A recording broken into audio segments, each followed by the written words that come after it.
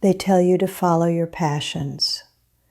They tell you to chase the things that light up your soul. I did not do that.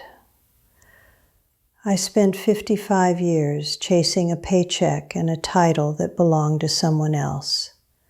Specifically, it belonged to my father. 55 years is a long time, isn't it? It's enough time to build empires. I built one all right, but it was a gilded cage. Now, looking at my hands, wrinkled and shaky, I wonder where all that time went. I wonder who I was supposed to be. My father grew up during the Depression. He only understood one thing: security. He wanted me to be a corporate lawyer, a big one, the kind with a corner office and a name on the glass door. I remember bringing home my college application decades ago and marking art history. He took one look at that check mark and said, "Estelle, that's not a career, that's a hobby." He sounded so disappointed. And that disappointment, that was the hammer that forged my entire life. I loved him, you see. I wanted his approval more than I wanted air sometimes. I thought if I just achieved his goal, he would finally look at me with pride. So I changed the major. I put away the ceramics wheel I loved.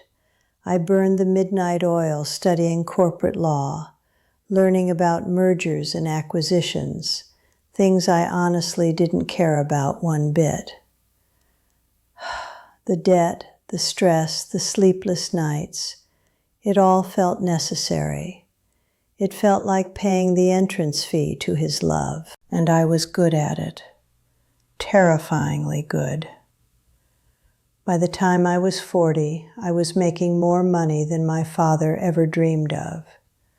The house was enormous. The vacations were exotic. The cars were new every year. I had all the signifiers of success. But every evening, when I sat on the Italian leather sofa, I felt this strange hollowness right here in my chest.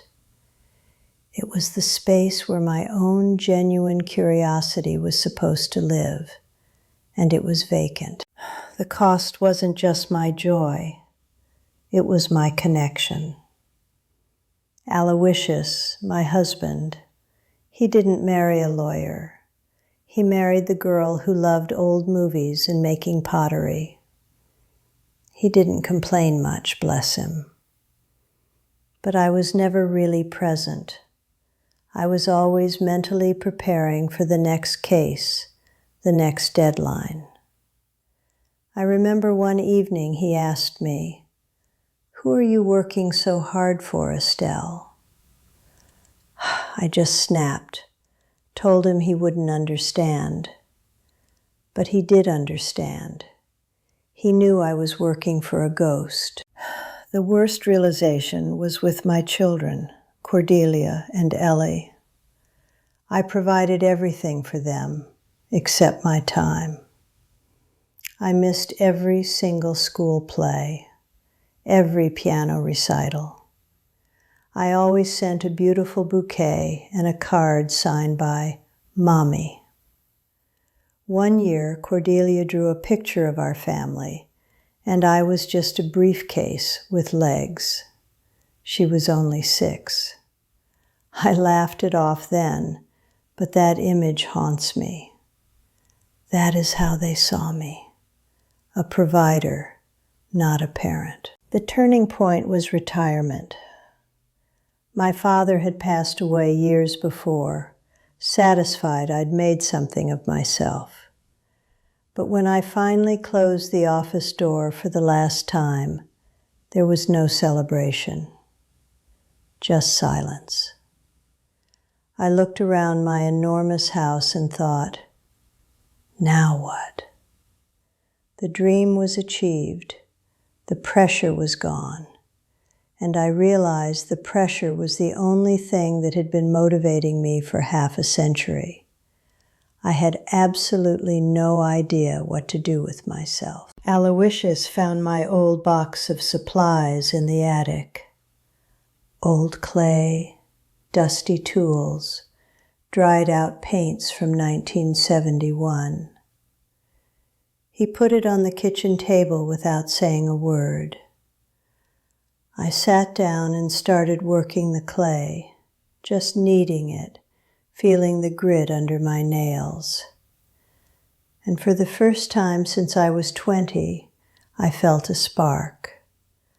A tiny, fragile spark of genuine interest.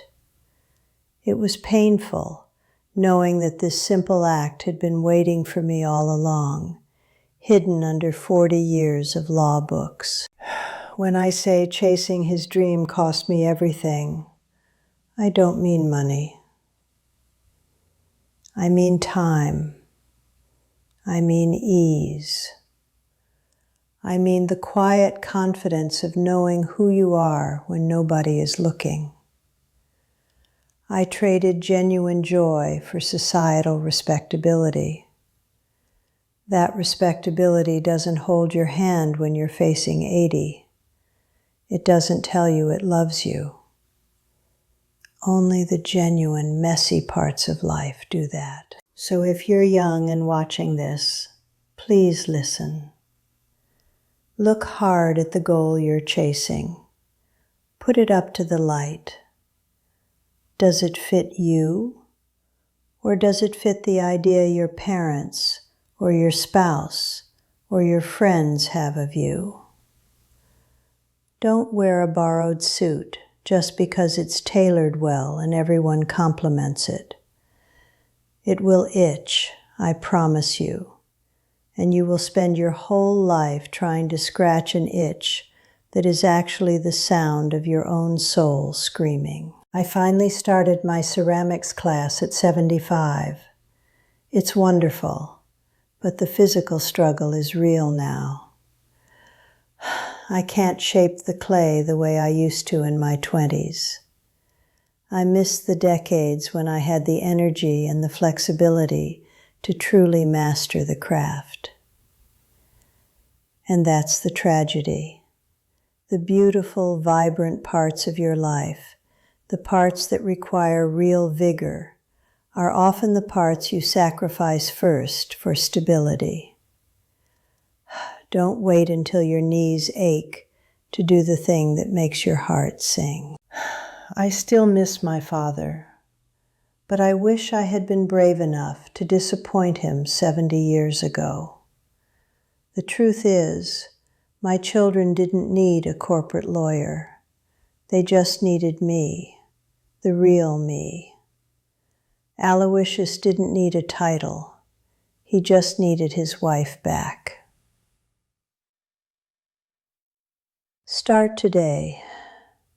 Tell the people whose dreams you are living that you are done. It might cause a fight. It might feel terrifying. But at least you will finally be fighting for your own life.